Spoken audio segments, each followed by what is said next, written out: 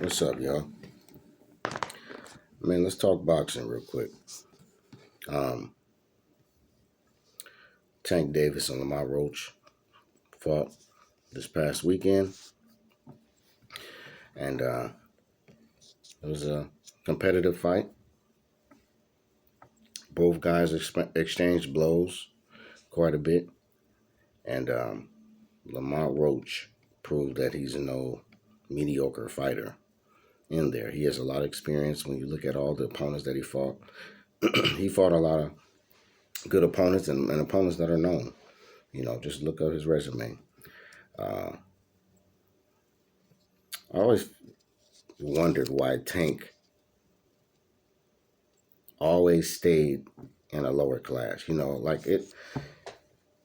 Tank, guys like Tank and Gary Russell Jr., the first one that came on the scene, those are the main guys that talk a lot about a lot of older and but bigger fighters who are fighting in bigger weight classes, but they never move up. They kind of just stay complacent, and then they just kind of just stay out the way. It's like they do a lot of this, but they doing a lot of this. They sitting down, really. They fight when they come out, when they pop out when they pop out, but they usually behind the keyboard talking, But I just think this right here puts in perspective about Tank. You don't want to bite off more than you can chew. His bite his bark is definitely bigger than his bite. He caught Lamont Roach with a lot of good shots. Lamont Roach was like, nah. What you think you doing, bro? He had a really good defensive stance. He would leave himself open sometimes to get caught because Tank is very quick. He's very fast with his punches. He knows how to lunge in real fast when you're not expecting him to time you or to even expect him to punch, and then he'll attack. But Tank knows how to get in there and get out real quick to get back in defensive mode. But they both were doing that. They both were sharp on their offense and defense. But Tank lost a lot of people's respect with this, the hair grease stuff. Like, come on, bro. The dude, he jabs you, then I think you try to punch him or you wasn't paying attention. He hit you again in your eye. It's like, regardless of what you do, you don't take a knee. And for them to let that slide and let that ride, it was like, what is this? Is this a script? What are y'all doing? And why did his coach just know right away to just go right up to him and wipe his eye? Like, we didn't see Tank look over and say, hey, man, bring a towel. All he did was take a knee real quick. He went over to the corner, looked over to his coach. His coach ran right up to him and wiped his face. Like, what? Did y'all already plan that? Was that like I already said, okay, so at this certain time in the round, if something happened, you just go down and, I don't know, bro. But it was weird, how the referee starts counting, after Tank takes the knee, and then next thing you know, it's just, all right, let's get back to fighting. And then Tank want to start bringing some thunder. Like, what? What is going on? I don't know, dog. But Lamont Roach should have been the new, and unfortunately, because of protection and favoritism, from Tank, Lamont Roach has a draw, or they both have a draw, But we'll see what happens, in regards to if they, rematch or if Tank's gonna really step up and try to fight Shakur. Tank has just been fighting a lot of mediocre people. Like, we're talking boxing, man. And I just got to keep it 100. I think a lot of people have been brainwashed in this boxing world as of late, especially since the pandemic, so to speak. A lot of people have really, really lost a sense of integrity in boxing. When I started seeing people making excuses for Ryan Garcia, even just because they really don't like Devin Haney, There's a lot of things I didn't like about Devin Haney, but my thing is, I call a spade, and I want the sport to always be clean. Never in my life have I seen a whole group of fanboys and groupies defend Ryan Garcia for testing dirty, for taking a performance enhancement, a steroid. Even if he's denying it and said, oh, no, this is conspiracy, they're trying to do this, y'all believe in that. But regardless of what it is, he took that shit. Just like Canelo when he tested dirty.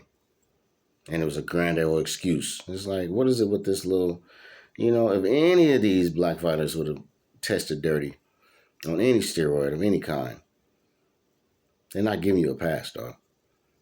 Okay, you gave him a suspension for 1 year, but you already put yourself in an unfair advantage. That's like if you're playing basketball. That's why I respect the legends that grind it out, stay loyal to their team, their organization, and win championships on their own terms, and not have to make desperate moves just to get that glory. I know it's gonna hurt you little fanboys' feelings because y'all some fanboys and y'all be on some weird stuff these days, bro. But it's the same thing like LeBron leaving Cleveland and going right to Miami. Guaranteeing not 5, not 6, not 7. That's what LeBron said. He escaped Miami with 2. What happened to the 5, not 6, not 7, bro? You supposed to have at least 8 rings by now. And all the other times he was getting to the dang on championship, the finals, there was a lot of juiced up teams around him, a lot of players, a lot of personnel that he could just utilize, and he can be himself, and also utilize them to get his stats. But back to like even when you doing steroids in boxing, that's like the same thing. It's like, oh, you trying to get an unfair advantage now. You trying to make sure. So I don't know. Yeah, there's a lot of goofies out here, bro. I'm not rocking with y'all weirdos. You know what I'm saying? I'm not the biggest fan of Devin Haney, but I'm definitely not a fan of Ryan Garcia for, first he says stuff like, oh, I got raped when I was molested when I was a kid. Then you want to say, oh, they took you to some type of ritual and you saw babies being sacrificed and stuff like that. Then next you know these steroid allegations come out. Oh, okay. So they're trying to do all this, but it seems like your behavior ever since these steroid allegations came around, or in the midst of that build up, because even leading up to the Devin Haney fight, it was like, when is Ryan Garcia just trying to be extra rah? I get it. You're a nice guy. You want to prove that you're a man now, but you was acting like a roid. You were roided up, sir. Let's just be real here. You took steroids. They caught you. You thought you were going to cycle or whatever you was trying to do. Slick stuff you was trying to pull. And you did what you did, dog. I don't give people a pass for that stuff. You know what I'm saying? But, back to Tank. Like, Tank got he got to man up now, dog. He got to stop with this, like, picking and choosing. Rolly Romero, Ryan Garcia, before he juiced up, because he wasn't on the juice when he fought Tank, as far as I know. He was just, competitive and had that speed or whatever. But you seen Tank was at to drop him easy. But all of a sudden, Devin Haney, he's, I don't know, just a little extra fast. Just like, okay, got some good skills, but I don't know. But at the same time, Devin Haney, I feel like, I'm not saying he didn't come with he came with a great game plan, but it don't matter. Like, if you on steroids, I don't give you a pass for that shit. Forget making excuses on the Devin Haney and Ryan Garcia fight. Just that fight, regardless, maybe you wouldn't have been a lot more better right here and physically had you not taken that stuff. You know what I'm saying? Just like, just be fair. It's a lot of great fighters of all races and backgrounds. So I'm not giving nobody a pass for that nonsense. But, everybody's kind of hating on Shakur. They're saying, oh, he don't want to get the knockout. He just want to just hit and not get hit. It's like, I don't know what's wrong with y'all. Like, nigga, everybody's not the same. So you scared to fight this dude. You say he got pillow punches and stuff like that. Fight him then. Same thing with Rolly Romero. Like, you already talking about, no one wants to fight him. And he's just, first, in one breath, you say he might be the greatest fighter of this time, the greatest pure boxer of this time. But then in the next breath, you say, it's a waste of time trying to fight him. Hmm? Yeah, I don't know. But, man, I just feel like all these goofies in boxing, not saying everybody is goofies in boxing, like there's a lot of real ones out there, My favorite fighter right now is Terrence Crawford. Um, and what he's been able to do starting at a lower weight class and coming up is just people try to say, oh, he was snack and he's under whatever the guy's name is, oh, he's on steroids. I'm like, come on, bro. There's people that sponsor people. If that was really really really the case like that, he would have already been found out by now. It would have been something that would have came up. Y'all come up with these conspiracy theories. There's another thing, you Errol Spence fans, man. You Errol Spence fans, man, y'all still butthurt. Y'all still are like, y'all in the same mind frame that Errol Spence is in right now. It's like y'all feeding off his energy. If he fading, if he just out there just in limbo and he just down, y'all down. So when y'all go and make this content y'all make, it's like y'all act like somebody took something from you. It's like, why would y'all putting all your hopes and dreams in this guy? Like, you still a man. You still got to live your life. You still got to take care of your family. But some of y'all just have been like on some depressed type of stuff, dog. Coming up with a new glove gate and all these extra conspiracies. But y'all niggas don't acknowledge all the knockouts he had prior to that. So you saying he was on snack since he came into 147? Because he knocked everybody out at 147, starting from Horn and all the way to Errol Spence. So, y'all sound dumb when you say, oh, Terrence Crawford is on steroids. Man, you crazy, bro. You crazy. Y'all just mad because that man did everything the right way. He did with a lot of things that a lot of y'all wish y'all could do. Errol Spence was the smoker and the drinker. Terrence Crawford wasn't smoking and drinking. Errol Spence was putting on weight and bullshitting and going, traveling and stuff like that when he wasn't fighting. Terrence Crawford wasn't doing that. He was still in the gym, training little kids, still training himself, staying in shape.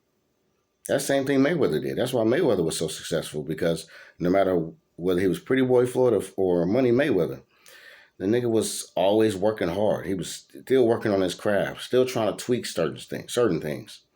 But all y'all want to do is just dwell on excuses. It's like you fanboys feed off the energy of losers in the professional sports. Tank, he's a sore loser. He's a crybaby. He's like a little big child, like a little, Mayweather in a way spoiled him before he had to depart from him, because, it was like he kept taking him on his wing and then he kept talking about himself, not really helping promote him and help to elevate Gervonta Davis to be a young man. You was just kind of like babying him and making it all about you. And then by the time he didn't want to have nothing to do with you no more, because he was like, I don't want to be under Mayweather umbrella no more, he was barely learning how to mature. He could barely even talk then. Yeah, well, I just working on things. Like, bruh, come on, man. Tank Davis? And they got to be the most ignorant boxer in the game right now. His vocabulary is not on point. His personality, his character, none of that is A plus. No, that nigga's in the C's and D's right now. He's improved, but nah, doc, no. Ryan Garcia too. I think that the viralness of him being famous on the internet, and having all these fanboys and fangirls, people that just admire him, King Ryan, that's when you knew he was trying to get on his LeBron James stuff. He started trying to king himself, and he's in King Ryan, and you're getting all these extra tattoos now. You just, and then you went too far. You was like, man, let me take this stuff right here, give myself a little extra hokey. So all of a sudden you were little Ryan then. You was soft, fragile. You just had your little fast hands. And all of a sudden you're just this incredible Hulk King Ryan now. Okay. We ain't stupid. Same thing with Canelo, dog. Let's be real. Like, it was a couple of people that gave Canelo some L's, even though, some judges were very friendly to Canelo. And Laura, what?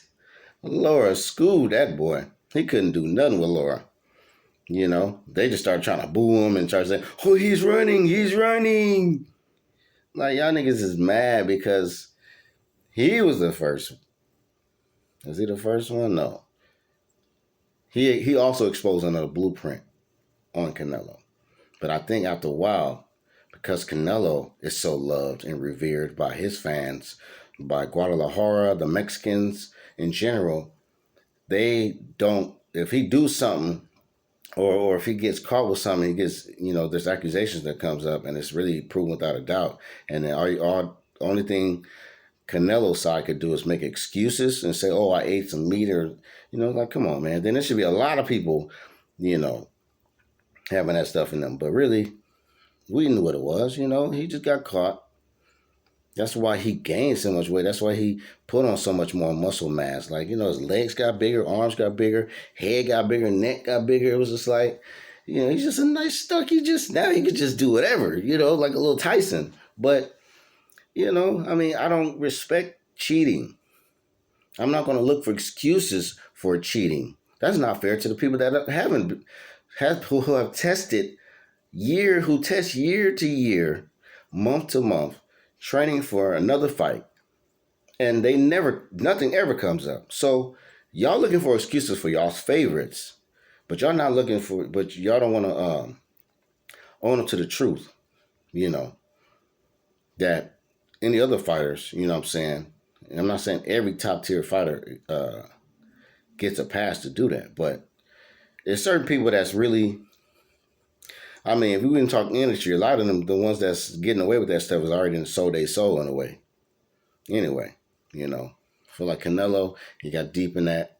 So, he signed himself away, to the Golden Boy stuff, and then the Zone now owns him in a way. He's a free bird, but he gets caged every now and then. They do cage him in there. That's why he has to get his ass in that ring and still keep fighting, even though Canelo should be able to retire by now. But he's fought longer than usual because,